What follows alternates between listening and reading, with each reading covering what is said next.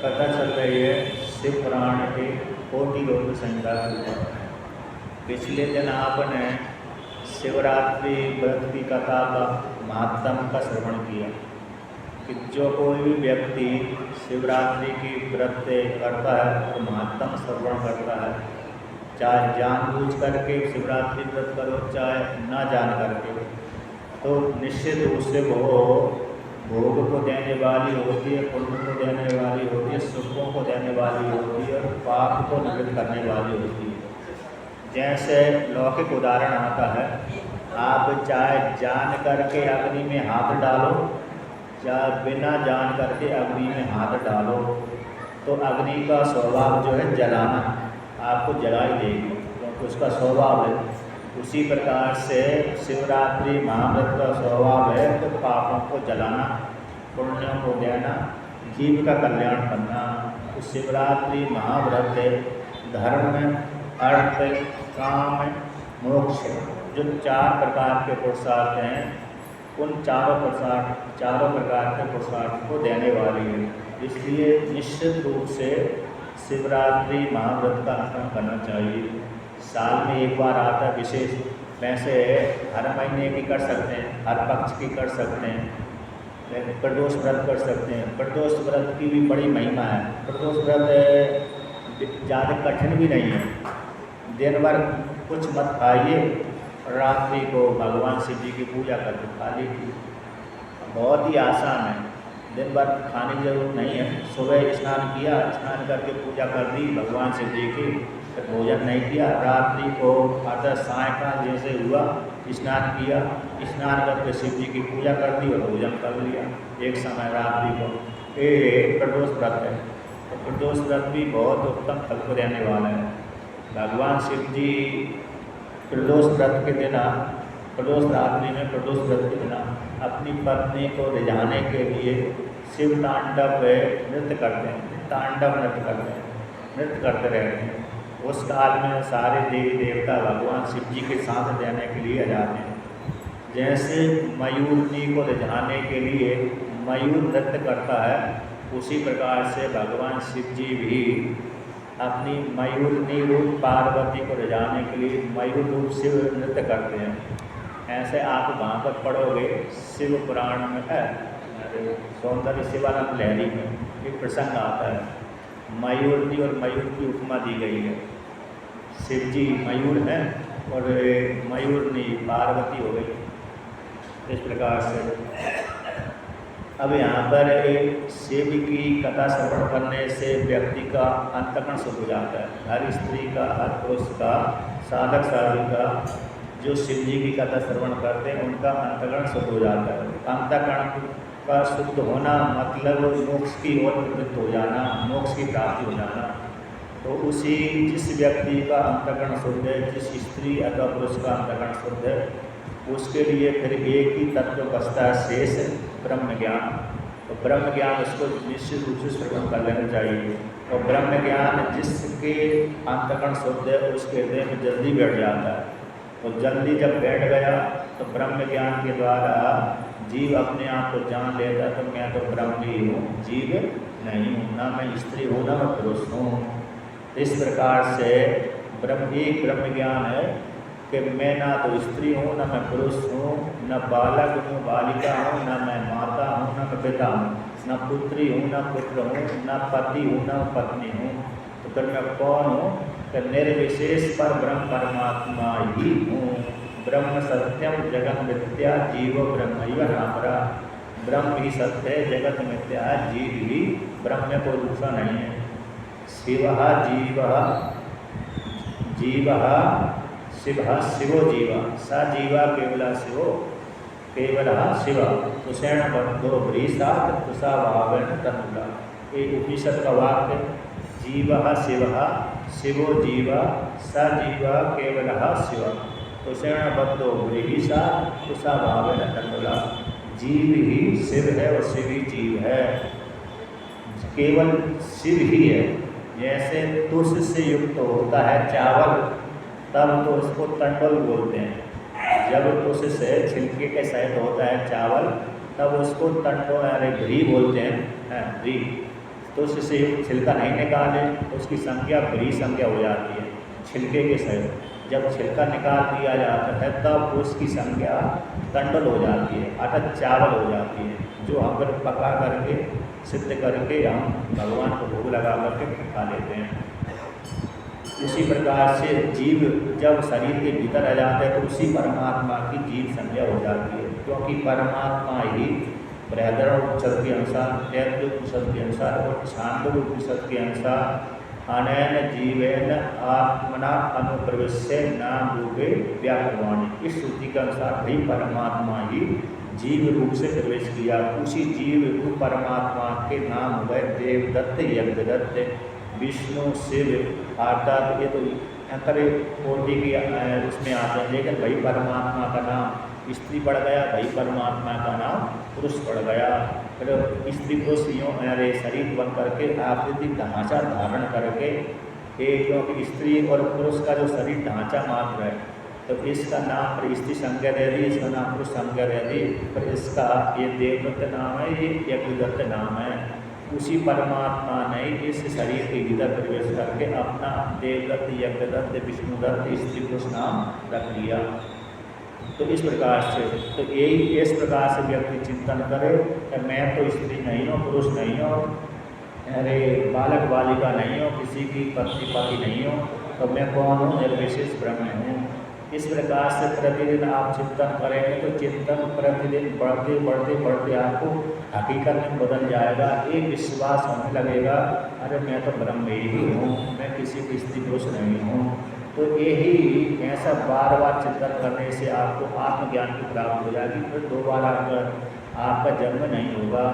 अर्थात जिसने ऐसा चिंतन करेगा उसका जन्म नहीं होगा, जो चिंतन नहीं करेगा तो फिर उसका तो जन्म होगा ही, क्योंकि उसने चिंतन नहीं किया, इसलिए उसको अगली योनि कर्म के अनुसार प्राप्त होगी। चाहे वो स्त्री की योनि प्राप्त हो जाए, चाहे पुरुष की योनि प्राप्त हो जाए, चाहे पशु की योनि प्राप्त हो जाए, चाहे पक्षी की योनि प्राप्त हो जाए, कर्म के अनुसार तो उसको प्राप्त होगी। अब आगे यहाँ पर सूत जी शौनक आदि ऋषियों से कहते हैं, तो ऋषियों ने प्रश्न कर दिया कि हे सूत जी, आपने शिवरात्रि के व्रत में एक मुक्ति का प्रयोग किया था कि जो कोई भी साधक साधिका शिवरात्रि व्रत करता है उसको मुक्ति की प्राप्ति होती। तो वो मुक्ति है क्या चीज़, कौन सी वस्तु है ना? मुक्ति नाम की कोई क्या वस्तु है क्या?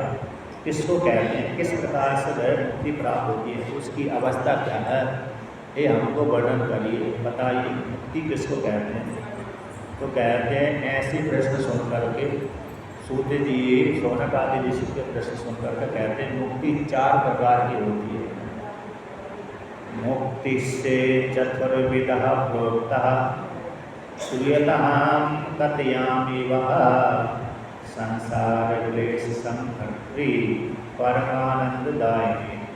ये जो मुक्ति होती है वह 4 प्रकार की होती है, परमानंद को देने वाली होती है। संसार में जो क्लेश है, क्योंकि व्यक्ति जब स्त्री पुरुष के शरीर में प्रवेश कर जाता है तो उसको भयंकर क्लेश की प्राप्ति होती है।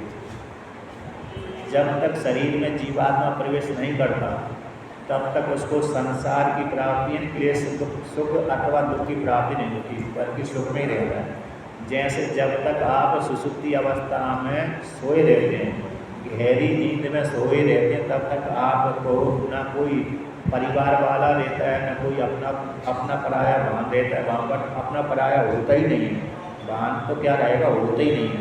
तो गहरी सुसुप्ति में आप आनंद रूप से परमात्मा के साथ एकीभूत हो जाते हैं। उस काल में संसार आपका बिल्कुल भी नहीं है। जैसे ही स्वप्न में आए और जैसे ही जागृत में आए, उसी काल में आपको सारी झंझट घेर लेती है कि मेरे को इस यहाँ पर व्यापार करना है, इसका कर्जा चुकाना है, इससे कर्जा लेना है, ये मेरा शत्रु है, ये मेरा मित्र है, ये मेरे भाई बंधु है, ये मेरे नहीं है, इत्यादि अवस्था भावना जागृत में आकर के स्वप्न में आकर के होती है। सुसुप्ति में बिल्कुल भी आपको नहीं होती। सुसुप्ति में तो आप बड़े आनंद से सोते हैं, हम सभी सोते हैं। कहते संसार के क्लेश को संहार करने वाली वह मुक्ति होती है। कौन कौन सी वे 4 मुक्ति होती हैं, तो इस श्लोक के माध्यम से वर्णन करते हैं। सारूप्यः जय विशालोप्यः सानिध्यः च ततः परा सायुज्यः च चतुर्थी सा वृद्धेनानेन यावत्। एक तो सारूप्य नाम की मुक्ति होती है, दूसरी सालोक्य नाम की मुक्ति होती है, तीसरी सानिध्य नाम की मुक्ति होती है, चौथी साज्य नाम की मुक्ति होती है। इन 4 प्रकार की मुक्ति वर्णन करते हैं। कभी कभी 5 भी कर देते हैं, लेकिन 5वीं इसी में अंतर्भूत हो जाती है। यहाँ भी 5वीं कैवल्य नाम की मुक्ति का वर्णन किया है, 5 मुक्ति, लेकिन वेदांत में 4 ही का ही, 4 में ही 4 प्रकार की मुक्ति में ही 5वीं मुक्ति का अंतर्भूत कर देते हैं। इन 4 ही मुक्ति का वर्णन करते हैं वेदांत में। पुराण में कभी कभी 5 ही वर्णन कर देते हैं। भागवत में भी 5 मुक्ति का वर्णन कर दिया और यहाँ भी 5 मुक्ति का वर्णन कर दिया। आप शिवानंद लहरी नाम की एक पुस्तक पढ़ेंगे, बहुत अच्छी, बहुत अच्छी वो पुस्तक है, मतलब 100 श्लोक हैं, आदिगुरु शंकराचार्य के द्वारा रचित है। वहाँ पर वर्णन किया किस प्रकार से 4 प्रकार की मुक्ति हो जाती है कि हमने शिव जी के भक्तों के साथ संग करने से सालोक की प्राप्त हो जाता है, शिव जी की पूजा करने से सारूप की प्राप्ति हो जाती है, और सालोक सामीप सारूप, और फिर और ज़्यादा अनुष्ठान आदि करने से, सत्संग करने से हमको सारूप की प्राप्त हो जाती है। तो साई जी की मुक्ति कब हो जाती है? जब हम शिव जी को एक करके जानने लगते, मैं ही शिव हूँ, इस प्रकार से जानने से, चिंतन करने से हमको सायुज्य मुक्ति प्राप्त हो जाती है। सारूप्यम तब पूजने शिव महादेवेति संकीर्तने सालोक्यम च चराचरात्मक तनु ध्याने भवानी पते। ये श्लोक आते हैं वहाँ पर, तो बहुत ही अच्छा श्लोक है ये। 4 प्रकार की मुक्ति के द्वारा वर्णन करते हैं, तो पढ़ने योग्य। जैसे शिव महिमन स्त्रोत में एक स्त्रोत में एक कहानी आती है, उसी प्रकार से शिवानंद लहरी में भी एक श्लोक में एक कहानी आती है। बहुत ही अच्छा श्लोक है, स्त्रोत है, पढ़ने योग्य है।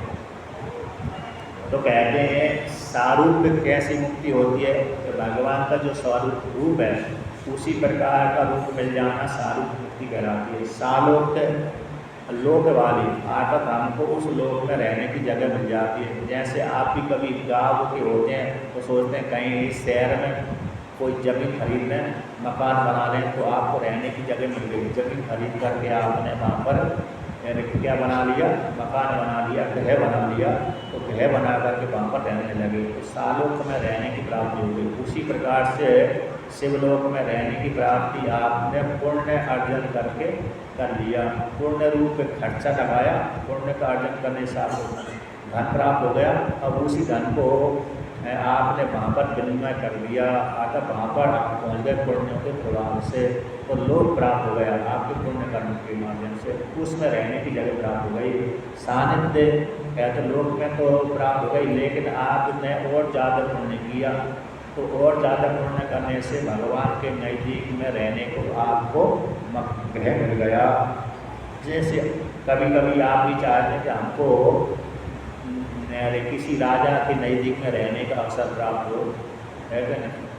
अथवा दूसरे प्रकार से आप ऐसा जानते हैं कोई महात्मा जी प्रसिद्ध हुए हैं, तो प्रसिद्ध हुए हैं तो आपकी एक इच्छा जरूर मन में बनी रहती है कि इनके दर्शन भी हो जाए, तो साथ में रहने का हमको अवसर प्राप्त हो जाए। मन में किसी की इच्छा छुपी रहती है, तो कभी कभी संयोग प्राप्त हो जाता है, कभी कभी नहीं भी होता, तो दोनों प्रकार से। तो जिसने ज़्यादा पुण्य किया उसको संयोग प्राप्त हो जाता है, और नहीं पुण्य कम पुण्य किए तो पूरा हुआ ही रहता है। इस प्रकार से तो सानिध्य की प्राप्ति हो जाती है ज़्यादा पुण्य करने से, अगर नज़दीक में रहने को मिल जाता है। तो सायुज्य मुक्ति तो कैसी प्राप्त होती है कि हमने उस परमात्मा को एक ही भूल करके जान लिया, मेरे में उस परमात्मा में कोई भेद नहीं है, इस प्रकार से चिंतन करना सायुज्य मुक्ति कहलाती है। तो कहते हैं मुक्ति को देने वाला कौन है? इस व्रत के माध्यम से 4 प्रकार की मुक्ति प्राप्त हो जाती है, और मुक्ति के दाता भगवान शिव जी हैं, केवल शिव ही मुक्ति को देने वाले हैं। और अन्य जो देवी देवता होते हैं वे तो मात्र आपको ब्रह्मलोक पर्यंतक फलों का भोग उगा सकते हैं, मुक्ति को नहीं दे सकते। मुक्ति को देने वाले तो मात्र शिव जी हैं। यहाँ तो कहते हैं ब्रह्मा आदि जो भी हैं तो सारे कैसे हैं? लोक फल को देने वाले होते हैं, और बाकी शिव जी एक कैसे ज्ञान के माध्यम से मुक्ति को देने वाले होते हैं। आप सौंदर्य लहरी पढ़ेंगे, सौंदर्य लहरी पढ़े, बहुत अच्छी रोचक कहानी है उसमें। और उसमें वर्णन किया है देवी को महिमा को लेकर के कि सारे देवता तो हाथ उठा करके अपने भक्तों को धन संपत्ति ऐश्वर्य आदि देते हैं, किंतु माता पार्वती को तो हाथ उठाने की जरूरत नहीं पड़ती। तो वो कैसे देती है? वो मात्र पैर को हिला देती है, पैर को हिलाने मात्र से ही और उनके भक्तों की सारी मनोकामना पूर्ण हो जाती है। पैर को हिला दिया तो उसको तो हाथ उठाने की जरूरत नहीं पड़ती। यदि हाथ उठा दिया तो फिर उसके विषय में तो अक्षर कहना ही क्या। जब पैर में इतनी सामर्थ्य है तो माता पार्वती की, तो जो देवता हाथ उठा करके देनों पड़ती इतना प्रयास करके भक्तों को वरदान देते हैं, आशीर्वाद देते हैं, भोग उगाते हैं, वह माता मात्र पार्वती अपने पैर के हिलाने मात्र से ही वो सारे ऐश्वर्य को प्रदान कर देती है। इस शिवानंद लहरी है, सौंदर्य लहरी में आता है, वो ही पढ़ने योग्य बहुत ही अच्छी है। अर्थात हाथ उठा कर देगी तो बराबर कितना दे देगी, जो पैर उठा करके जो इतना देती है पूरा विश्व दे देती है, तो हाथ उठा कर देखेगी तो कितनी सुख देगी प्रदान करेगी। कहने के बाद इसको कैमू तक न्याय बोलते हैं, उसके विषय में कहना ही किया है इस प्रकार से। तो वहाँ पर एक ही शिवान सौंदर्य लहरी बहुत ही अच्छी है। तो कहते हैं भगवान शिव जी कहते हैं केवल सभी सारे देवता को भोग को देने वाले हैं और शिव जी केवल मुक्ति को देने वाले हैं। भोग को देने वाले तो हैं ही, लेकिन मुक्ति को देने वाले विशेष रूप से मुक्तिदाता, मुक्तिदाता मुनि श्रेष्ठा केवलम से उच्चते। कहते हैं मुक्ति के दाता केवल शिव ही कहलाते हैं। अब कहते हैं किस प्रकार से हम चिंतन करेंगे जिससे हमको मुक्ति की प्राप्ति होगी। निर्विकारी पर ब्रह्म है तुरीय प्रकृति पर ज्ञान रूपो अभ्यय साक्षी ज्ञान गम्यो अद्वय स्वयं कैवल्य मुक्तिदा सूत्र त्रिवर्गस्य प्रटोपी ही कैवल्याख्या पंचमी च दुर्लभा सर्वकारणा। है जो परमात्मा निर्विकारी है, पर ब्रह्म है, निर्गुण निराकार है, और तुरीय है। आप मांडुक्य उपनिषद में आत्मा के 4 पादों की कल्पना की है। प्रथम पाद, द्वितीय पाद, तृतीय पाद, चौथा पाद। तो पहला पाद जागृत अवस्था हो गई, दूसरा पाद स्वप्न अवस्था हो गई, तीसरा पाद सुषुप्ति अवस्था हो गई। इन तीनों पादों को और निषेध करके तो पहले पाद में विश्व आ गया, दूसरे पाद में तेजस आ गए, तीसरे पाद में प्राग आ गए। पहले पाद में ब्रह्मा जी आ गए, दूसरे पाद में विष्णु भगवान आ गए, तीसरे पाद में रुद्र आ गए। तो ब्रह्मा को पार कर लो, ब्रह्मा को विष्णु में लीन कर लो, पार हो गए। तो ब्रह्मा विष्णु एक हो गए। अब विष्णु भगवान को रुद्र में लीन कर दो तो विष्णु भगवान की स्वतंत्र सत्ता समाप्त। जैसे ब्रह्मा को विष्णु भगवान में लीन कर देने से ब्रह्मा की स्वतंत्र सत्ता समाप्त हो जाती है, तो ब्रह्मा विष्णु हो गए। अब विष्णु को पुनः रुद्र में लीन कर दिया तो विष्णु की स्वतंत्र सत्ता समाप्त हो गई। अब रुद्र मात्र होते, अब रुद्र को ही पुनः शिव में लीन कर दो तो स्वतंत्र रुद्र भी नहीं बनता। वो शिव कौन हो गया? परब्रह्म है, उसको तुरीय बोलते हैं। अतः निर्विशेष निर्गुण निराकार परमात्मा में लीन कर दो। तो रुद्र रूप जो शिव है उसको यहाँ पर शिव नाम दे देते हैं तुरीय को, और मांडुक्य उपनिषद में उसको शिव कहते हैं, शंकर कहते हैं। उसको भी निर्गुण निराकार में लीन कर दो। तो निर्गुण निराकार में लीन कर दिया तो रुद्र भी स्वतंत्र नहीं बचे, तो निर्गुण में लीन होगा। अब उस निर्गुण को कहाँ लीन कर दो? निर्गुण को हम अपने हृदय में लीन कर दें तो वो मैं ही हो गया, तो मैं ही वो ब्रह्म। इस प्रकार से वहाँ पर मांडुक्य उपनिषद में चिंतन का विचार आया है। तो ये कैसे निर्विकार है, प्रकृति से परे हैं। जो 3 गुण वाली माया है, सत्गुण वाली, रजगुण वाली, तमोगुण वाली, वही परमात्मा तीनों गुणों से युक्त होकर के ब्रह्मा विष्णु महेश बनता है। वो तीनों गुणों को जब त्याग कर देता है, ब्रह्मा विष्णु महेश का रूप त्याग देता है, तो वही परमात्मा निर्गुण निराकार कहलाता है। तो वह परमात्मा ज्ञान रूप है, अव्यय है, उसका कभी भी व्यय नहीं होता, साक्षी है। जैसे हम सभी को देख नहीं देखते हैं, अपनी इंद्रियों के माध्यम से सभी को देख रहा है, और हम अपनी इंद्रियों को देख रहे हैं कि मेरी इंद्रिय ने आज ऐसा रूप देखा, मेरी चक्षु इंद्रिय ने ऐसा रूप देखा, श्रोत्र इंद्रिय ने ऐसा श्रवण किया, और रसना इंद्रिय ने बहुत अच्छा रस का स्वादन लिया। और मन को भी आप देख रहे हैं कि आज मेरा मन बहुत दुखी है, व्यथित हुआ, क्योंकि मैं निश्चय नहीं कर पाया। आज मेरी बुद्धि ने निश्चय नहीं किया, मैंने ऐसा किसी ने मेरे से प्रश्न किया था, उत्तर दे नहीं पाया मैं। तो अपनी बुद्धि को भी देख रहा है जीवात्मा और अपने मन को भी देख रहा है। तो आप मन के भी साक्षी हो गए, इंद्रियों के भी साक्षी हो गए, सब कुछ जगत के साक्षी हो गए। कैसे आप साक्षी हैं? साक्षी रूप परमात्मा आप ही हैं। ज्ञान गम्य जो हमारा जो स्वरूप है, हम जीवात्मा रूप परमात्मा का जो स्वरूप है वो ज्ञान के द्वारा जाना जाता है। अतः मैं निर्विशेष ब्रह्म हूँ, अद्वैत शिव हूँ, स्वयं हूँ। ऐसा कैवल्य मुक्ति को देने वाले भगवान शिव जी हैं, वर्ग को देने वाले हैं, और पांचवी जो मुक्ति है उसको भी देने वाले हैं, जो मुश्किल से प्राप्त होती है मनुष्यों को, वो इस प्रकार से ज्ञान के द्वारा प्रदान करते हैं।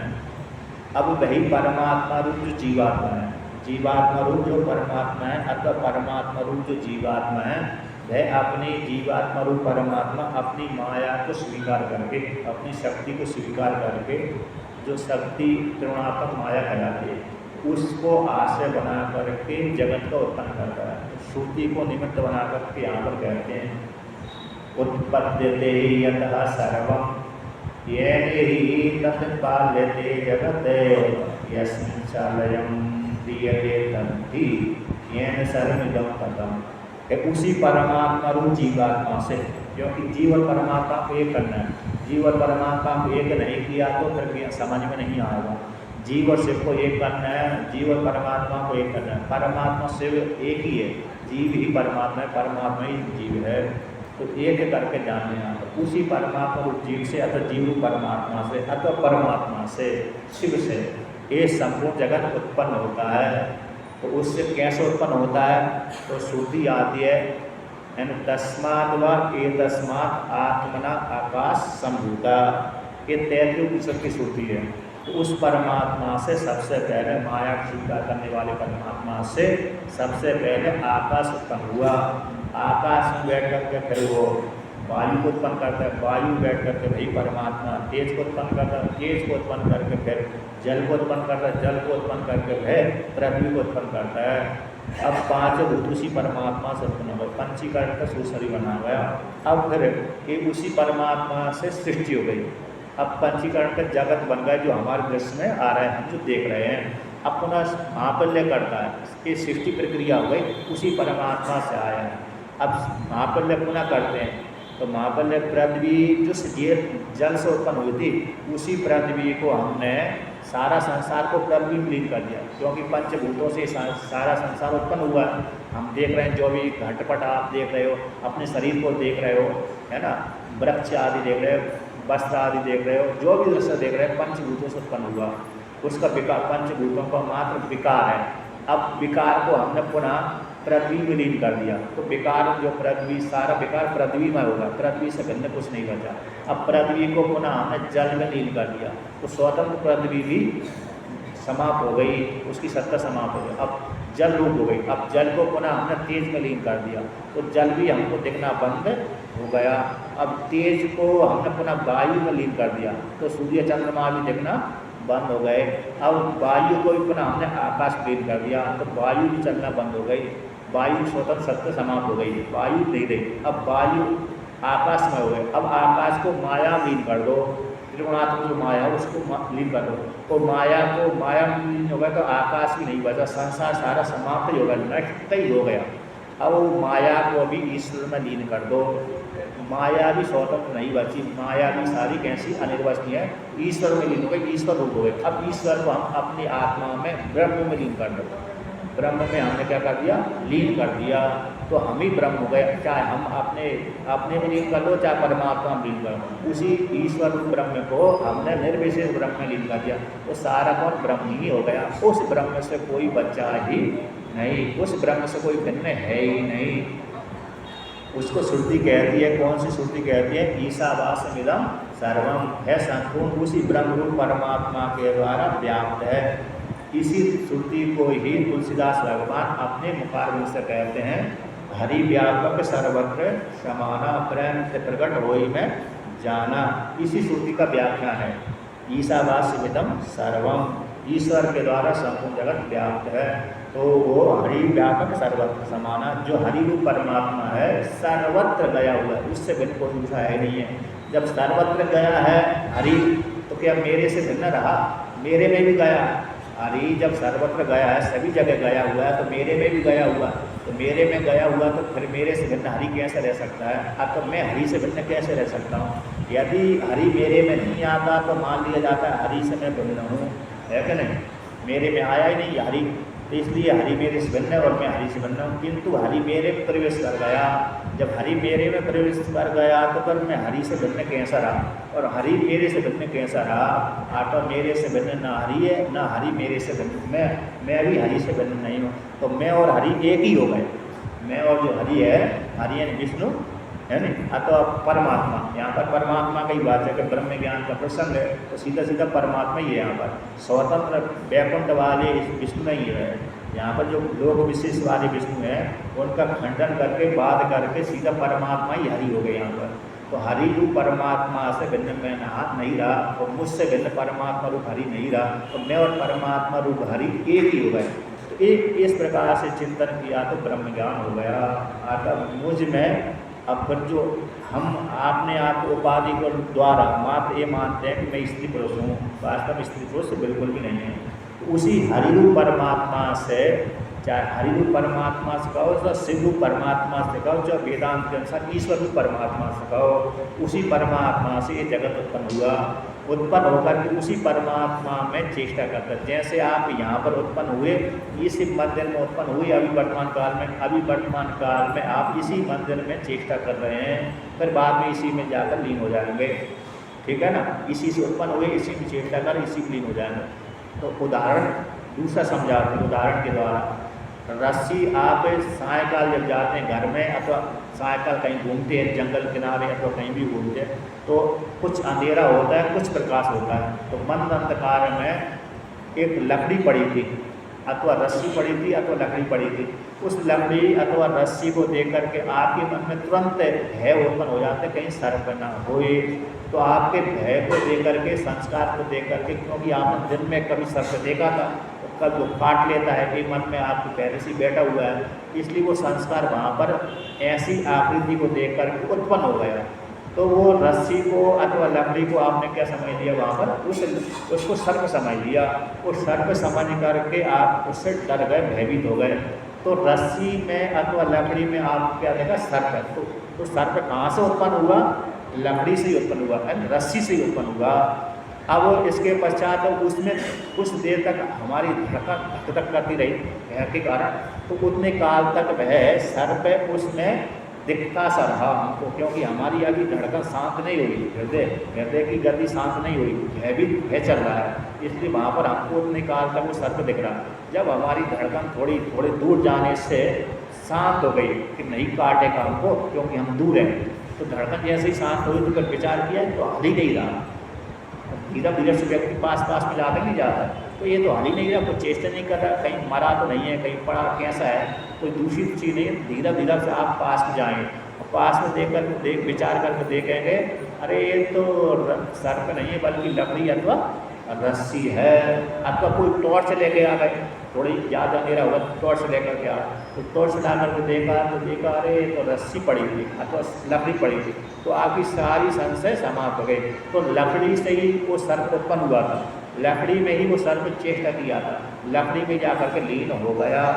तो इसलिए ब्रह्म से जगत उत्पन्न हुआ था, ब्रह्म में ही चेष्टा करता है और लास्ट में ब्रह्म में ही लीन हो जाता है। जिस परमात्मा से पंचभूत उत्पन्न हुए थे, उसी परमात्मा में पंचभूत चेष्टा करते हैं हम स्त्री पुरुष के रूप में।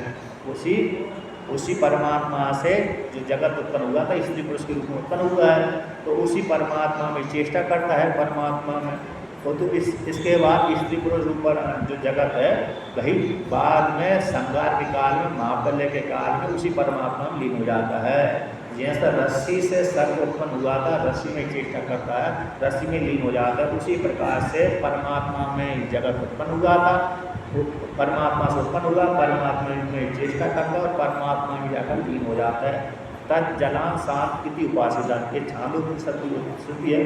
तत् जलान तस्मात् जायते तत् चेष्टा तद अनतेन चेष्टते तद लीयते, उसी से उत्पन्न होता है, उसी में चेष्टा करता है, उसी में लीन होता है। ये तत् जलान, ये श्रुति बात है। तत् जलान इति शांत उपासिता, तत् जलान इति ब्रह्म शांत उपासिता। तो वहाँ पर ब्रह्म शब्द जोड़ लेंगे।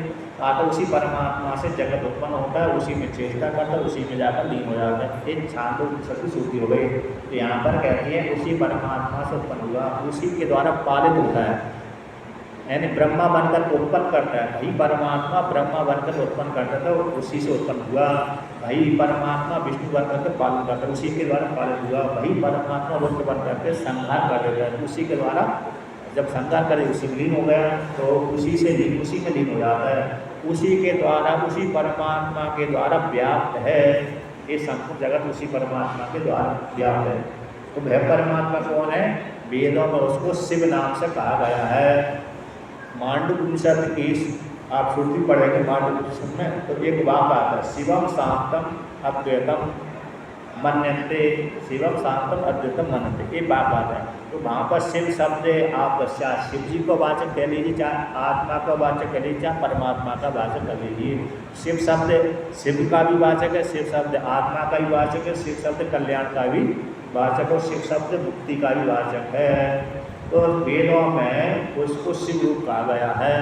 उसी परमात्मा से संपूर्ण जगत उत्पन्न होता है। अब उसको, उसी परमात्मा को यहाँ पर श्रुति के माध्यम से लक्षण करती है। पुराण में श्रुतियों को उदाहरण लेकर के यहाँ पर वर्णन करते हैं। तो परमात्मा का स्वरूप क्या है? जिस परमात्मा से जगत उत्पन्न हुआ है उसी में चेष्टा करता है, उसी में संहार हो जाता है। वो एक परमात्मा का तटस्थ लक्षण हो गया। तटस्थ लक्षण वेदांत में होता है तटस्थ। अब एक काल में ये लक्षण रहते हैं, हर काल में ये लक्षण उसमें नहीं बने रहते हैं। ईश्वर एक काल में उत्पन्न करता है, एक काल में चेष्टा करता है, एक काल में संहार कर देता है। तो एक एक काल में एक लक्षण बने रहते हैं, इसलिए उसका इस ऐसा जो गुण जिसमें पाया जाता है उसको तटस्थ बोलते हैं। स्वरूप लक्षण उसको बोलते हैं जो हमेशा बना रहे, कभी भी नाश ना हुए, उसको स्वरूप लक्षण बोलते हैं। तो स्वरूप लक्षण यहाँ पर वर्णन करते हैं। परमात्मा के दो लक्षण होते हैं जानने के लिए, एक तटस्थ लक्षण, एक स्वरूप लक्षण। स्वरूप लक्षण कभी भी परमात्मा अपना त्याग नहीं करता, और तटस्थ लक्षण कुछ काल के लिए होते, कुछ काल के लिए नहीं होते। जैसे जब तक आप रहे, स्त्री पुरुष बनकर रहे, तो बीच में आप किसी की माता बन गए, किसी के पुत्र पुत्री बन गए, किसी की पत्नी पति बन गए, तो बीच के लक्षण हो गए, तो कुछ काल के लिए। लेकिन स्त्री पुरुष जो संज्ञा जब से उत्पन्न हुए जब तक मरे नहीं, तो वो संज्ञा बनी रहती है। तो उसी प्रकार से यहाँ पर परमात्मा की संज्ञा जो स्वरूप लक्षण है हमेशा बना रहता है, तीनों कालों में रहता है। उसी को श्रुति को निमित्त बना करके इस लोक के माध्यम से यहाँ पर उद्धृत किया है। तो कौन सा है वो? सत्यम ज्ञानमनंतम च सच्चिदानंद संगीतम निर्गुणो निरूपादिश्च वेहा शुद्धो निरंजन। तैत्तिरीयोपनिषद की श्रुति आदि उसको लेकर यहाँ पर वर्णन किया। सत्यम ज्ञानम अनंतम ब्रह्म, ये वहाँ का वाक्य है, उसको इस श्लोक के माध्यम से वर्णन कर दिया। सत्यम, सत्य शब्द तीनों कालों में जो रहता है उसको सत्य बोलते हैं। एक काल में जो रहे उसको सत्य नहीं बोलते। आज हम हैं कल नहीं है, तो फिर सत्य नहीं हो सकते। जो हम तीनों कालों में रहेंगे तभी हम सत्य हो सकते हैं। एक काल वाला तो सत्य नहीं होता। जैसे आपके पास में जो साधन है, आपके पास में गाड़ी मोटरसाइकिल आदि जो साधन, वो एक काल वाली है, इसलिए एक काल वाली होने से वो सत्य नहीं कहलाती। यानी कुछ दिन पहले उत्पन्न हुआ, कभी बात नष्ट हो जाती, पुरानी हो जाने के बाद नष्ट भ्रष्ट हो जाती है, सड़ जाती है, गल जाती है।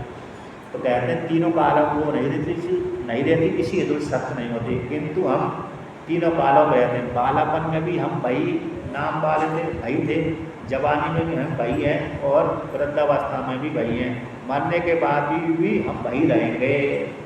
जन्म से पहले भी हम भाई थे, जन्म से पहले भी हम भाई थे, जन्म ले लिया तब भी हम भाई हैं, और मरने के बाद भी हम भाई रहेंगे। इसलिए हमारा कभी विवाद नहीं होता। हमारा मतलब हमारी आत्मा का, हमारा जो स्वरूप है उसका वाद कभी भी नहीं होता।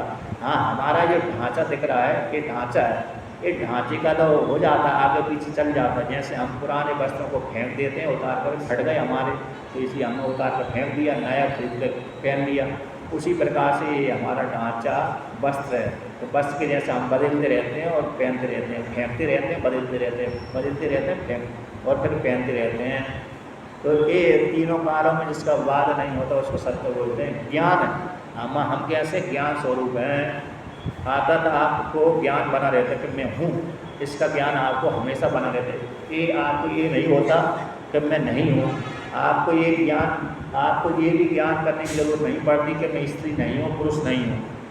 हमेशा ही बना, जब से पैदा हुआ जीवात्मा तब से ही जानता है। जब उसको संसार पड़ता है, इस लिंग वाले को स्त्री बोलते हैं, इस लिंग वाले को पुरुष बोलते हैं। जब वो आपके निश्चित बैठ गया, पर आपको याद करने की जरूरत नहीं रहती कि इस लिंग वाले को स्त्री कहना चाहिए, आकर मैं स्त्री हूँ अथवा नहीं हूँ, पुरुष हूँ अथवा नहीं हूँ, ये जानने की जरूरत नहीं पड़ती। आपके मन में पहले से पूरा बैठा हुआ है। उसी प्रकार से परमात्मा ज्ञान स्वरूप है, कैसे चित स्वरूप है, सत्ता रूप से भान देता है। आत्मा मैं हूँ, मैं चेतन हूँ, चित स्वरूप हूँ, ज्ञान स्वरूप है।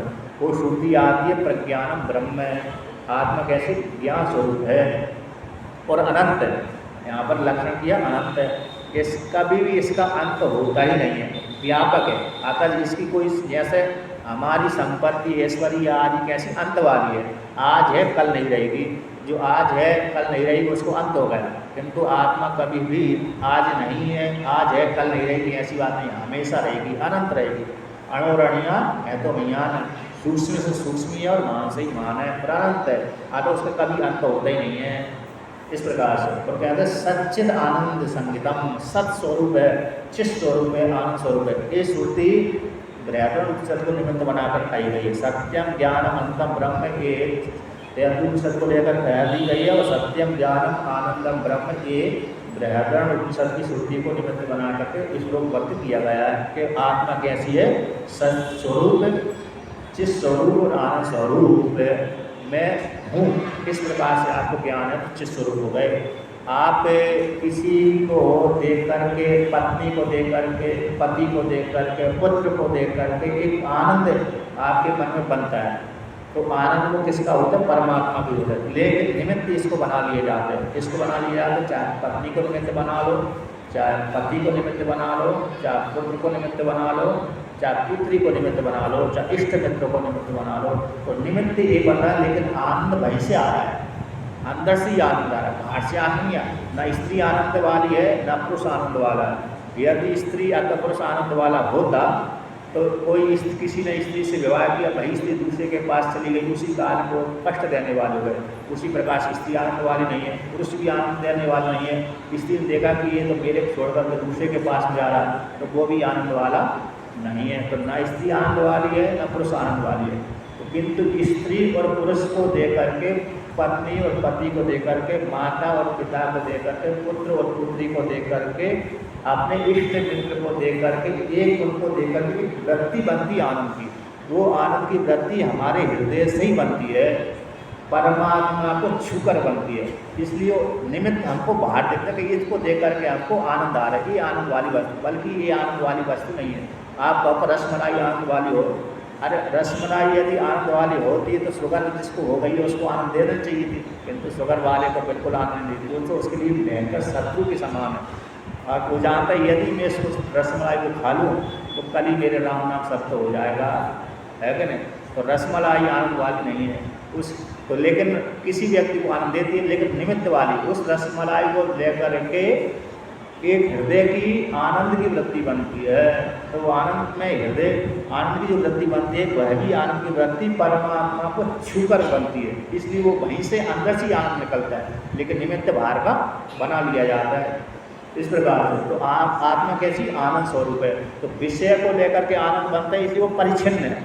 विषय को लेकर के निमित्त बनाकर के जो आनंद वृत्ति बनती है वो परिच्छिन्न होती है, इसलिए वो विशेष आनंद नहीं देती। किंतु जो आत्मा आनंद है, आत्मा का आनंद, एक बार आप रस ले लिया उस आत्मा का आनंद का, तो आप छोड़े भी नहीं छोड़ोगे।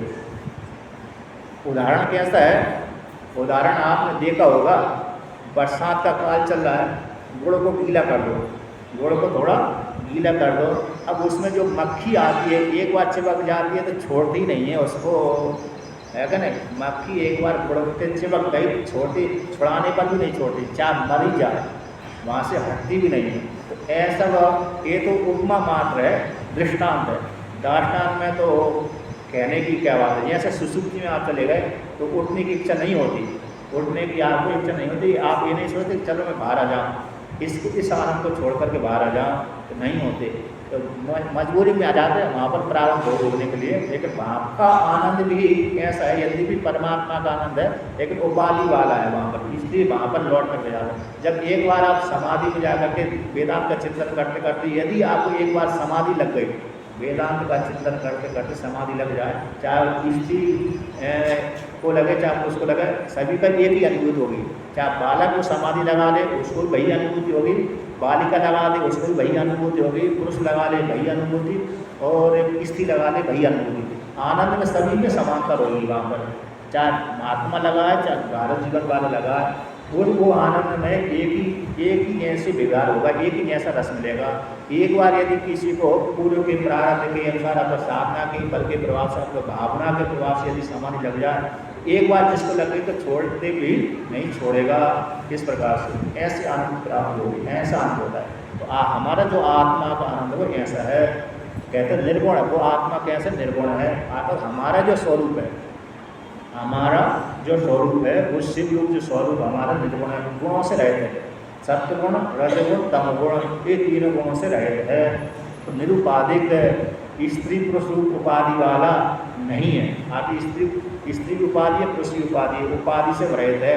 ना स्त्री हो, ना पुरुष हो, ना नपुंसक हो, ना बालक हो, ना बालिका, किंतु उपाधि को लेकर के तुम ही स्त्री बनते हो, तुम ही पुरुष बनते हो, तुम बालक बनते हो, तुम ही बालिका बनते हो। न तुम स्त्री, तुम कुमार, तुम बालक अथवा तुम कुमार अथवा कुमारी, तुम्हें दंडन पंचसी, ये श्वेता की श्रुति है वहाँ पर आती है। तो उपाधि को लेकर के परमात्मा स्त्री पुरुष के ढांचे में प्रवेश कर गया, तो ढांचे में प्रवेश करते वो स्त्री पुरुष संज्ञा उसकी हो गई। वास्तव में उसकी स्त्री पुरुष संज्ञा बिल्कुल नहीं आता, हमारी स्त्री पुरुष संज्ञा नहीं है, हमारी जो है स्त्री पुरुष संज्ञा नहीं। हमने इस ढांचे में प्रवेश कर लिया तो हमारी ये संज्ञा हो गई, जबरदस्ती हो गई। जैसे दूसरा उदाहरण है, कोई जैसे जब तक विवाह नहीं किया तब तो कुमारी संज्ञा थी, जब विवाह कर लिया तो उसकी पति पत्नी संज्ञा हो गई, है क्या नहीं? अब वो कहते हैं हम 7 जन्मों का संबंध हो सकता है, ऐसा मान के शास्त्र में वर्णन किया। हो सकते है इस जन्म में संबंध हो गया, अगले जन्म में दूसरे के साथ संबंध हो गया, तो संस्कार को लेकर के। किंतु कहते हैं उपाधि को लेकर के बनते हैं। वास्तव में आत्मा में उपाधि से रहते हैं। जब उपाधि नहीं है तो आत्मा कहते हैं निर्गुण निराकार निष्क्रिय है। तो कहते हैं अव्यय है आत्मा। अव्यय मतलब कभी भी उसका व्यय नहीं होता। आकाश जैसे आकाश में घटता है ना बढ़ता है, आकाश का व्यय हो जाए, हमारे धनों का तो व्यय हो जाएगा। आपने जितना कमाया है घट भी जाएगा बढ़ भी जाएगा, किंतु आकाश का व्यय नहीं होता। कि आकाश थोड़ा कम हो जाए ज़्यादा हो जाए नहीं होगा। हाँ, आप घेरा डाल करके ऐसा मान सकते हैं कि हमने इतना घेरा डाल दिया तो ये आकाश कम होगा, किंतु नहीं होगा। आकाश बिल्कुल भी किंचित मात्र भी कम नहीं हुआ। आपने मात्र जाना ऐसा है कि आप आकाश थोड़ा कम हो गया, तो हम ऐसा भ्रांति से देखते हैं। किंतु आत्मा कभी भी अव्यय नहीं होती। कहते शुद्ध है आत्मा। आत्मा अविद्या आदि जो मल है आत्मा में बिल्कुल नहीं होता। आत्मा हमारे स्वरूप में अविद्या आदि मल बिल्कुल भी नहीं है। हम शुद्ध स्वरूप वाले हैं, निरंजन है, कोई भी मल आदि दोष से रहे। साथ निरंजन है मतलब अंजन यानी काजल बोलते हैं। जैसे नेत्रों में काजल लगाते हैं तो काजल लगाना मतलब अविद्या का सूचक है। अतः काली में अविद्या है, तो आत्मा कैसी अंजन से रहित, कालीमा से रहित यानी अविद्या से रहित है हमारा जो स्वरूप है। न रक्तो नैव पीतश्च न श्वेतो नील एव च न स्थो न च दीर्घश्च न स्थूलः सूक्ष्म एव च। अब यहाँ पर आत्मा के विषय में और भी वर्णन करते हैं कि आत्मा ना तो रक्त वर्ण वाली है। कोई कहता है ना मैं गोरी हूँ काली हूँ, है ना। स्त्री भी कहती मैं गोरी हूँ, स्त्री भी कहती काली है, पुरुष भी कहता मैं गोरा हूँ मैं काला हूँ। जिसका ढांचा गोरा है ना, उसका ढांचा गोरा है तो वो गोरे को मान लेते। जिसका ढांचा काला है तो उसको अपने को काला मान लेता है। मैं गोरी आत्मा न मैं काली आत्मा। यदि ढांचा गोरा है तो गोरी हो गई, ढांचा काला है तो वो काली हो गई। तो आत्मा क्या ढांचे को लेकर के, शरीर को लेकर के आत्मा उसी रंग वाली होती है कि नहीं होती, ऐसा प्रश्न कर दिया। शरीर को लेकर के कोई गोरी है अथवा गोरा है पुरुष है तो गोरी आत्मा कह लेते हैं। क्या आत्मा इसी प्रकार से गोरी है ढांचे को लेकर के, है ना, शरीर को लेकर के कि काली है आत्मा काली है, तो इस प्रकार से ऐसी गुण वाली है का कोई किसी आत्मा काली होती होगी। जैसे काली गाय का दूध काला, गोरी गाय का दूध गोरा, ऐसा नहीं। किसी ने बोल दिया, तर्क कर दिया कि काली गाय का दूध काला होगा, गोरी गाय का दूध गोरा होगा, जैसी गाय होगी उसी प्रकार दूध होगा। नहीं, दूध एक ही रहेगा, गोरा ही रहेगा, काला नहीं होगा। चाहे काली गाय का दूध हो वो भी गोरा रहेगा, और गोरी गाय का हो वह भी दूध गोरा ही रहेगा, और पीली गाय का दूध भी गोरा ही रहेगा। गाय का बाहर का ढांचा भले किसी रंग का हो, लेकिन दूध तो एक ही जैसा रहेगा, शुद्ध गोरा ही रहेगा। उसी प्रकार से कि आत्मा ढांचे के अनुसार अलग अलग रंग वाली हो जाती है? नहीं, ना तो आत्मा लाल रंग वाली है, ना ही आत्मा पीले रंग वाली है, और ना ही आत्मा श्वेत रंग वाली है, न काले रंग वाली है, न आत्मा ह्रस्व है, न दीर्घ है, न आत्मा स्थूल है, न सूक्ष्म है। जैसे मोटा कोई व्यक्ति है ना, मोटा वाला, तो कहते हैं मैं मोटी आत्मा हूँ, मोटी आत्मा। तो आत्मा मोटी भी नहीं है। किसी का मैं बहुत पतली हूँ, तो पतली या तो पतला हूँ, खाता हूँ तो कुछ लगता ही नहीं, तो मैं पतली आत्मा हूँ, पतला आत्मा हूँ, या तो पतली आत्मा हूँ। लड़की लड़का बोलते हैं, या तो स्त्री पुरुष भी बोलते हैं, बहुत कृष्ण हो गए ना, वो पतला शरीर और लकड़ी जैसा हो गया, तो कहते हैं मैं बहुत पतली हूँ। तो आत्मा भी क्या पतली हो गई? नहीं, आत्मा पतली नहीं है, वो तो मात्र उसका ढांचा पतला है। ढांचा कैसा है? पतला है। मोटा ढांचा तो मोटा हो गया, किंतु आत्मा ना मोटी है, ना पतली है, न काली है, न गोरी है, न पीली है, न रक्त वाली है। तो फिर आत्मा कैसी है कि निर्गुण निराकार है। उस आत्मा को जानने का साधन क्या है? कहते हैं जानने का साधन मन ही है। यह दो प्रकार के मन होते हैं, यहाँ पर साधन वर्णन किया है।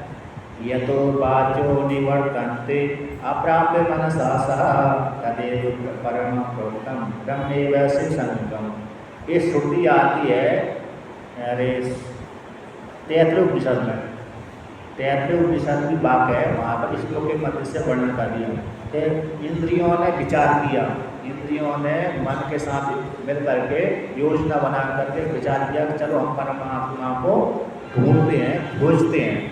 तो ब्रह्मलोक पर्यंत तक इंद्रियाँ गई, ब्रह्मलोक पर्यंत तक इंद्रियाँ मन गए, किंतु वहाँ पर उनको परमात्मा दिखाई नहीं, तो निराश होकर के लौट के आ गए। जैसे कभी आप किसी के घर में, किसी के पास में गए, घर में गए, तो कहीं भी गए, अथवा ऐसी जगह गए, तो आपको मालूम पड़ा था कि वहाँ पर मिल जाएगी, किंतु वहाँ पर वो वस्तु नहीं मिली, तो मन मार करके दुखी होकर के घर में लौट करके आते हैं। जैसे आप कभी कभी अनुभूति हुई होगी, आपको किसी उद्देश्य से गए और वो वस्तु वहाँ पर मिली नहीं, तो निराश होकर के दुखी होकर के नीचे घींच कर लटका कर घर में आ गए, है ना। उसी प्रकार से इंद्रियों ने सोचा, बड़े गए थे तो उत्साह से जैसे आप, तो लास्ट में लौट करके निराश होकर के लौट के आए।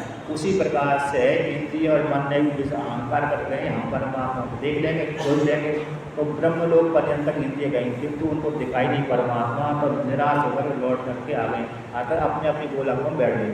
अरे कहते हैं, एक श्रुति कहते हैं मन से एक द्रष्टव्य, मन के द्वारा ही जानना चाहिए। तो मन के द्वारा द्रष्टव्य जान ली हो गए, और ये यहाँ तो मन को निषेध कर दिया।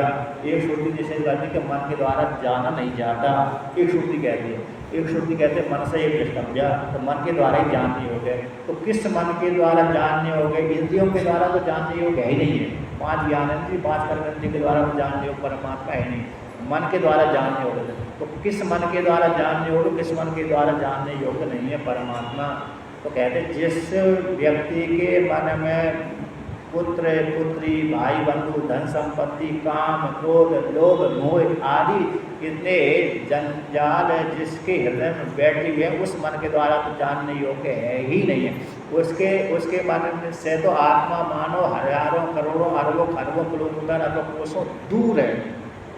अब जिसके मन में पत्नी की भावना नहीं है, पुत्र की भावना नहीं है, भाई बंधु की भावना नहीं है, काम को लोभ हो आदि नहीं है, उसके पास में तो नज़दीक से नज़दीक भी है। आता मेरे पास में मेरा पुत्र भी दूर है, वो तो उससे पुत्र से भी दूर नज़दीक है।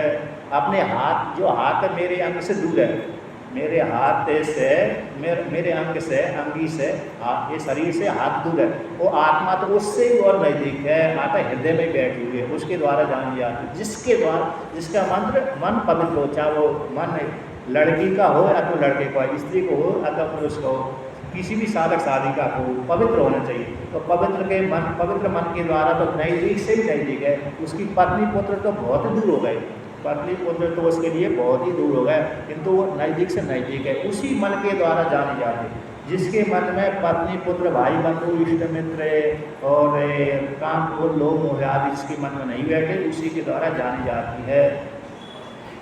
यद्यपि यहाँ पर इसका खंड नहीं करते कि तुम पत्नी को भगा दो, पति को भगा दो, माता को भगा दो, पिता को भगा दो, इसका कोई खंडन निषेध नहीं। इनके साथ तो जैसा व्यवहार करते वैसे ही करिए। पत्नी के साथ पत्नी वाला ही व्यवहार करिए, पुत्र के साथ पुत्र वाला ही व्यवहार करिए, पुत्री के साथ पुत्री वाला ही व्यवहार करिए, माता के साथ माता वाला ही व्यवहार करिए। व्यवहार में किंचित मात्र भी भेद न करिए। यदि व्यवहार में भेद कर दिया, समान कर दिया तो व्यवहार चलेगा ही नहीं। पत्नी और माता में समान व्यवहार कर दिया तो गड़बड़ हो जाएगी, लेकिन पत्नी में और पुत्री में समान व्यवहार कर दिया तो वहाँ भी गड़बड़ हो जाएगी, क्योंकि आपने समान कर दिया तो व्यवहार बिना भेद के तो व्यवहार चलता ही नहीं। बिना भेद के किंचित मात्र भी व्यवहार नहीं चलता, भेद पूर्वक ही व्यवहार चलता है। तो वहाँ पर व्यवहार में तो भेद करना ही आपको पड़ेगा। तो इस प्रकार से किंतु आपकी दृष्टि में ये इतनी कल्पना करना चाहिए कि जो पत्नी के भीतर से चेतन है, पति के भीतर जो चेतन है, पुत्री के भीतर चेतन है, माता के भीतर चेतन है, पिता के भीतर चेतन, वो उस चेतन में कोई भेद नहीं है, वो चेतन मैं ही हूँ। माँ की ढांचा जो दिख रहा है, ढांचा कौन? ये स्त्री का, पत्नी का ढांचा, पति का ढांचा, माता का ढांचा, पिता का ढांचा, पुत्री का ढांचा, पुत्र का ढांचा, इष्ट मित्र का ढांचा, उन ढांचे में तो भेदपूर्वक ही व्यवहार करना पड़ेगा। क्योंकि उसमें बिना, यदि आपने शत्रु और मित्र में भेद व्यवहार नहीं किया तो आप शत्रु के घर में चले गए, उसने जहर दे करके आपको मार ही दिया, जहर में भोजन करा, भोजन में जहर मिला दिया, और भोजन में जहर मिला दिया तो आपने खा लिया, तो और आपका तो उस जीवन तो फिर वो व्यक्ति चला गया। जो पुरुषार्थ करना चाहिए थी वो पुरुषार्थ नहीं हो पाएगा, क्योंकि यद्यपि आत्मा तो मरेगी नहीं, यद्यपि आत्मा तो मरती ही नहीं, किंतु आपको उस जीवन में जो पुरुषार्थ करना चाहिए थी, पुण्य उपार्जन करना चाहिए थी, अथवा अरे आत्मा को जानना चाहिए थी, वो सारा पुरुषार्थ आपका व्यर्थ चला गया। इस प्रकार से वहाँ पर व्यवहार में, जगत में तो भेदपूर्वक व्यवहार करना पड़ेगा, किंतु वो सभी के भीतर चेतन आत्मा मैं हूँ, इस प्रकार से दृष्टि रखनी पड़ेगी। तो ऐसा जो दृष्टि रखता, जिसके मन में कोई काम क्रोध वासना नहीं होती, भली राजा युद्ध कर रहा है, भली राजा वहाँ पर शत्रु को मार रहा है, वहाँ पर भी उसकी ये भावना बनी रहती है कि मेरे में उसमें कोई भेद नहीं है, आत्मा भेद नहीं है, किंतु शरीर ढांचा को लेकर के शत्रु को शत्रु रूप से ही मारता है, मित्र को मित्र रूप से ही पुरस्कार देता है। जैसे जनक राजा है, जनक राजा युद्ध करने जाते हैं तो शत्रु को शत्रु मार करके उनको साथ युद्ध करते हैं, और मित्र के साथ पुरस्कार करने देने वाले के लिए जिन्होंने मंत्री आदि ने अच्छा कार्य किया, सैनिकों ने अच्छा कार्य किया, तो उनको पुरस्कार भी देते हैं, प्रसन्न भी होते हैं, पत्नी के साथ मिलकर के आनंद भी होते हैं, पुत्री के साथ मिलकर के आनंद भी होते हैं। किंतु व्यवहार में तो वो उसी प्रकार से व्यवहार करते हैं, किंतु उनके भीतर जो चेतन आत्मा है उसमें कोई कभी भेद नहीं करते। इस प्रकार से शुद्ध मन के द्वारा वे आत्मा जाना जाता है, अशुद्ध मन के द्वारा नहीं जाना जाता। ऐसे जो परमात्मा है, वो परमात्मा का नाम शिव है, वही आपका नाम है, वही हमारा नाम है, वही आपका नाम है। कहते हैं लोग माया से परे है, आकाश के समान व्यापक, जैसे आकाश व्यापक है कि नहीं है, जो खाली आप देख रहे हैं उसको आकाश बोलते हैं, एक व्यापक है, जहाँ तक जाएंगे वहाँ पर आपको खाली खाली जगह दिखेगी, है कि नहीं। आप में यदि उड़ने की सामर्थ्य हो जाए तो आप जितने दूर तक भी जाएंगे तो आपको खाली खाली दिखेगी। जब तक सामर्थ्य नहीं है तब लोग तो आप नीचे ही चलना पड़ेगी आपको, लेकिन सामर्थ्य आप उड़ सकते हो। ऐसे योग वासिष्ठ, यदि योग वासिष्ठ आपने पढ़ी होगी तो वहाँ पर एक सरस्वती का और एक उसकी माता का, मतलब सरस्वती माता का और इसकी शीला तो सुशीला नाम था उसका संवाद है। आकाश में उड़ती गई, कई काल तक उड़ती रही, आकाश का अंत ही नहीं मिला। तो उस प्रकार से तो आकाश जैसा व्यापक होता है। यद्यपि आकाश से परमात्मा से उत्पन्न होता है, आत्मा की अपेक्षा जड़ ही है, उत्पन्न होने वाला, नष्ट होने वाला, किंतु आत्मा को बोध कराने के लिए आकाश दृष्टांत दिया जाता है कि जैसे आकाश व्यापक है उसी के समान, तो समान होता है मतलब उसके आसपास घूमने वाला है। किसी ने बोल दिया चंद्रमुखी, तो चंद्रमुखी महिला को उपमा दे दिया कि ये स्त्री कैसी, चंद्रमा के मुख के समान है, चंद्रमा कैसे सुंदर है, किंतु चंद्रमा तो नहीं है ये, लेकिन चंद्रमुखी जो दृष्टांत उपमा दी जाती है, ये स्त्री सुंदर है, तो वो उपमा उसकी सुंदरता को लेकर के दी है, उसके जैसा कि जैसे ये सुंदर है चंद्रमा, उसी प्रकार ये सुंदर मुख वाली है। वास्तव में चंद्रमा में इसमें बहुत पूरा ही पूरा भेद है। चंद्रमा विशाल है इतना, और ये तो छोटा सा पिंड विशेष है। तो उसके जैसा नहीं हो सकता, उसके जैसा होगा वो ही हो जाएगा तो उपमा ही नहीं बनेगी, दृष्टांत दाष्टांत घटेगा ही नहीं। तो इस प्रकार से तो आकाश के समान आत्मा व्यापक है, अतः आकाश भी उस आत्मा से उत्पन्न होता है, तो व्यापक है, ऐसे माया से रहित है, माया से परे परमात्मा है, सारे कल्पनाओं से रहित है, ऐसे जो परमात्मा है तो वो परमात्मा कौन? हम हैं, शिव हैं। इस प्रकार से तो इस प्रकार से परमात्मा शिव का चिंतन करेंगे, हम अपनी आत्मा का चिंतन करेंगे और पूजा करेंगे तो भगवान शिव जी की कृपा से ये दुर्लभ ज्ञान हमको प्राप्त हो जाएगा। प्रतिदिन हम नियम पूर्वक इसका श्रवण करेंगे, चिंतन करेंगे तो हमको एक ज्ञान होता ही रहेगा। कहते हैं अब किस प्रकार से और किस प्रकार से परमात्मा की प्राप्ति होती है कि भजन से, शिव जी के भजन से सूक्ष्म बुद्धि के द्वारा इस प्रकार का ज्ञान की हमको प्राप्ति होती है। यह जो दुष्कर ज्ञान है लोक में, ये एक ज्ञान बड़ा कठिन है। क्यों कठिन है? क्योंकि कठिन इसलिए लगता है कि हमारे संस्कार जगत के लेकर के, हमारा जो अनादिकाल से संस्कार चला आ रहा है वो पत्नी को लेकर के आ रहा है, पति को लेकर के आ रहा है, पुत्री को लेकर के आ रहा है, पुत्रों को लेकर के, माता पिता को लेकर के आ रहा है, यानी जगत को लेकर के संस्कार हमारे हावी हो गए। इसलिए परमात्मा को हमने त्याग कर दिया, परमात्मा के संस्कार हमारे हृदय में कम बैठे, इसलिए कठिन लगता है। जैसे जो बालक बालिका मंदिर में नहीं जाते उनके लिए वो भगवान बोझ ही लगते हैं, जो बालक बालिका स्त्री पुरुष मंदिर में नहीं आते, भजन नहीं करते, उनके लिए भगवान के यहाँ से बोझ ही है, क्योंकि आते नहीं, संस्कार के नहीं है। उनके संस्कार खाओ पियो मजे मारो वो वाले संस्कार हैं, उनके लिए तो मंदिर के ऐसा बोझ वाला ही है क्या नहीं? उसी प्रकार से ज्ञान उसके लिए बोझ वाला है जिसके मन में भगवान के प्रति भावना नहीं है। तो भगवान शिव जी के भजन करने से वो संसार वाले जो संस्कार हैं शिथिल हो जाते हैं। जैसे उदाहरण आता है, कैसे उदाहरण आता है? अभी बालक पैदा हुआ, तो बालक पैदा हुआ तो पैदा होने के पश्चात बालक के संस्कार माँ के दूध पीने के बने रहते हैं, तो माँ का दूध पीता है। अब माँ का दूध पीते पीते वो 1 वर्ष से 2 वर्ष का हो गया, अब उसके संस्कार इधर होने लगते, खिलौना देख करते, तो खिलौने में उसका मन चला जाता है, तो उसने उसको पकड़ लिया। अब इधर के संस्कारों से दूध पीने, माँ के दूध पीने वाला संस्कार कम हो जाता है, शिथिल हो जाता है, बीच बीच से पीता हुआ, फिर थोड़ा बड़ा हुआ तो खेलने में उसका संस्कार बन जाते हैं, तो माँ की तरफ से दूर हो जाते हैं। इसके पश्चात पढ़ाई के संस्कार बन जाते हैं, तो पढ़ने वाले खेलने के संस्कार कम हो जाते हैं, पढ़ने में ज़्यादा लग जाते हैं। इसके पश्चात उसका विवाह हो गया, तो विवाह हो गया फिर माता के संस्कार थे, खेलने के संस्कार थे, पढ़ाई के संस्कार कम हो जाते, पत्नी के प्रति संस्कार बढ़ जाते हैं। फिर पुत्र पैदा हो गया तो पत्नी के प्रति उपेक्षा बुद्धि हो गई उसकी, और माता पिता आदि की उपेक्षा बुद्धि हो गई, पुत्र पुत्री में मन लग गया, तो संस्कार बदल जाते हैं। तो संस्कार के माध्यम से व्यक्ति क्या हो जाता है? अच्छे के साथ भी संग कर लेता है, बुरे के साथ भी संग कर लेता है। तो भगवान शिव जी के भजन करने से भगवान शिव जी दुर्लभ ज्ञान प्रदान कर देते हैं, मोक्ष को दे देते हैं। और जो शिव जी की भजन करता है उसके लिए ये ज्ञान सुलभ हो जाता है। तो जो भजन नहीं करता है, पूजा नहीं करता है और वेदांत का श्रवण नहीं करता, उसके लिए कठिन रहता है।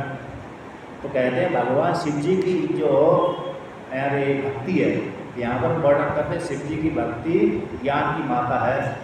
ज्ञान माता शंभु भक्तिर मुक्ति मुक्ति प्रतः सदा सुलभा यत प्रसादाधि सत्य प्रेमांकुर लक्षणा। कहते हैं भगवान शिव जी की जो भक्ति है वह ज्ञान की माता कहलाती है, वो भोग और मोक्ष को देने वाली है। भक्ति में भावना यानी विश्वास, तो विश्वास के माध्यम से आपको ज्ञान की प्राप्ति होती है। अमुक व्यक्ति अच्छा है जिसके ऊपर विश्वास करने के लिए उसके विषय में जानकारी करने लगते हैं। और यहाँ पर भक्ति में और ज्ञान में आगे के पन्ने पर कहते हैं भक्ति ज्ञान में एक भी कर दिया, यद्यपि भक्ति के माध्यम से फिर ज्ञान होता है। भागवत में ज्ञान और वैराग्य को भक्ति की जननी कहा गया है। ज्ञान वैराग्य उसके पुत्र हैं और भक्ति माता है। तो यहाँ पर भी भगवान शिव जी की जो भक्ति है वो ज्ञान की माता कहलाई। फिर भगवान शिव जी ने पुनः भक्ति और ज्ञान को एक कर दिया। भक्ति ज्ञाने न भिन्नेहि संपुनः परिणते दुजः तस्मात् भेदो न कर्तव्य तत्कर्तु सतुरासुकम्। भक्ति और ज्ञान में कोई भेद नहीं है। भगवान शिव जी के द्वारा वर्णित जो भक्ति है और ज्ञान है उसमें कोई भेद नहीं है। जो भेद करेगा तो ज्ञान नहीं होगा, जो भेद भक्ति में और ज्ञान में भेद कर लेगा उसको ज्ञान नहीं होगा। एक बार महाराज जी,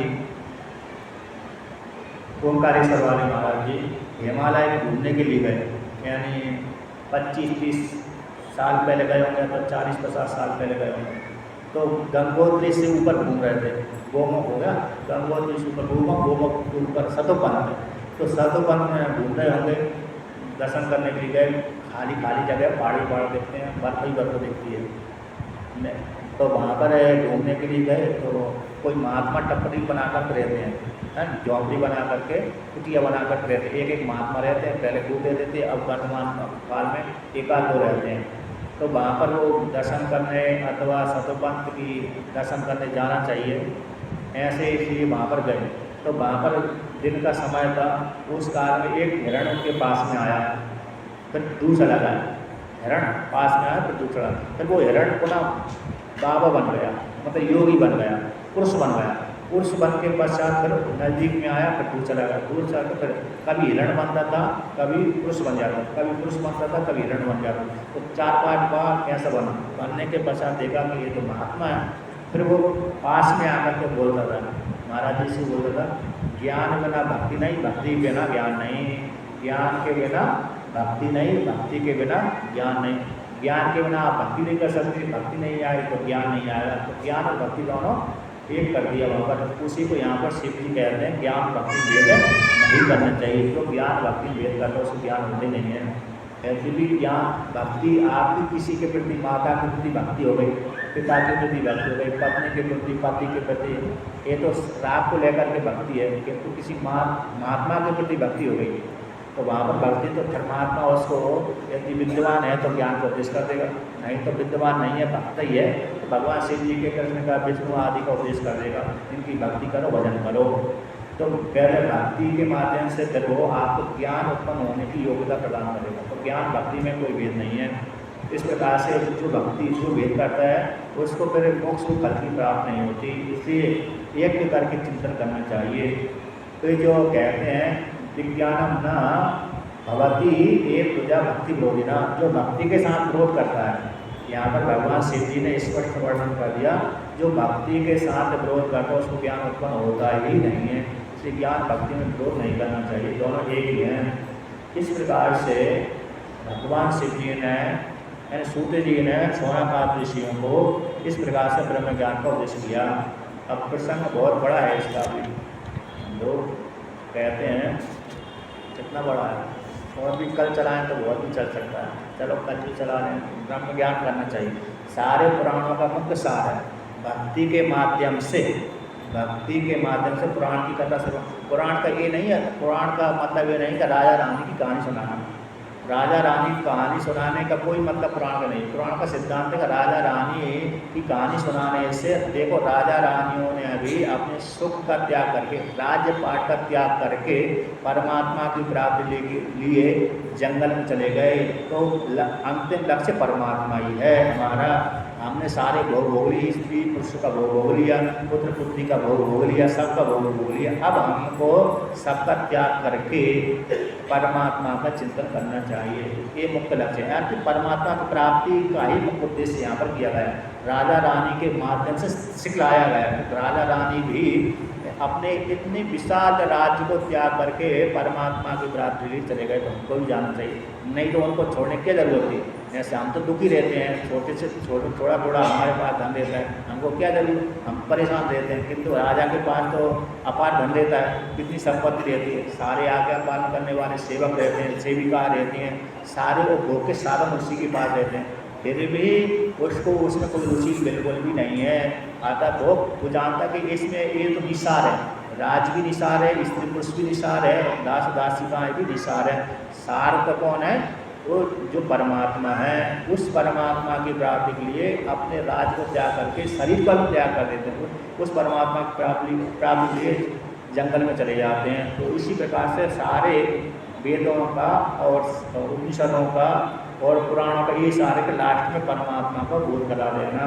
तो परमात्मा के बोध कराने के लिए ये मात्र आख्यायिका आती है, राजा रानियों की कहानी और दैत्यों की कहानी, तो सृष्टि प्रक्रिया भी उसी प्रकार से परमात्मा को बोध कराने के लिए है। दैत्यों का और देवताओं का युद्ध भी परमात्मा को बोध कराने के लिए क्यों कराया जाता है? तो देवताओं को युद्ध हो रहा है, देवताओं का और दैत्यों का युद्ध हो रहा है, तो वहाँ पर आप परमात्मा का नाम सुन रहे हैं। देवताओं का दैत्यों के युद्ध में तो देवताओं ने भगवान विष्णु से प्रार्थना करी, देवताओं ने भगवान शिव जी से प्रार्थना करी, तो आपने शिव का नाम सुने। तो 2 बार विष्णु से प्रार्थना करी या तो शिव से प्रार्थना करी, तो 1 बार विष्णु का नाम सुन लिया, फिर भगवान शिव जी उनको ऊपर कृपा करने के लिए उनके साथ लड़ने के लिए आए, 2 बार फिर नाम सुना, फिर बाद में विजय प्राप्त हो गई, फिर भगवान शिव जी की स्तुति करते हैं, विष्णु की स्तुति, 3 बार नाम सुना। तो 3 बार नाम सुनने से आपको 3 संस्कार बढ़ गए। पहले संस्कार में थोड़ा अंतर होगा, तो उससे थोड़ा मोटा हो गया वो, जैसे बीज है ना, बीज है, जब तक उसको पानी नहीं डाले तब तक ऐसा पड़ा रहा, तब पानी डाल दिया तो थोड़ा फूल जाता है। क्या हो जाता है? थोड़ा फूल पानी में जैसे जल में जैसे डालेंगे आप बीज को तो फूलने लगता है, तब 2 दिन 3 दिन और ज़्यादा फूल जाता है। उसी प्रकार से एक नाम सुना भगवान का पहला देवता दैत्यों के युद्ध में, तो थोड़ा सा फूल गया, फिर थोड़ा और 2 बार सुना, तीसरी बार सुना तो उसमें अंकुर फूट गए। जैसे मुंह में ना अंकुर फुला लेते हैं, फूट जाती है, उसी प्रकार से 3-4 बार नाम लेने से अंकुर फूट गए। तो भगवान की प्रति वो युद्ध के माध्यम से भी आपके मन में भगवान का संस्कार डालना चाहते हैं। राजा रानी जंगल में चलेगा, उसके माध्यम से भी आपकी भगवान के संस्कार आपके मन में डालना चाहते हैं। अन्य ऋषि मुनियों के कहानी, विद्यालय के माध्यम, सभी के माध्यम से भगवान की तरफ जोड़ना ही मुख्य पुराण का लक्ष्य देता है कि आप अपने भगवान के साथ जुड़ करके आप अपने स्वरूप को जान लें कि मैं ब्रह्म ही हूँ, ब्रह्म ही सत्य है, जगत तो मिथ्या है ना, जीव ही ब्रह्म, कोई दूसरा नहीं है, मैं ही ब्रह्म हूँ, मुझसे भिन्न कोई दूसरा है नहीं है। ये सारे पुराणों का, सारे उपनिषदों का, सारे वेदों का सिद्धांत है, सारी स्मृति का सिद्धांत है। इस प्रकार से वर्णन किया। तो आगे कथा करें, कल करेंगे।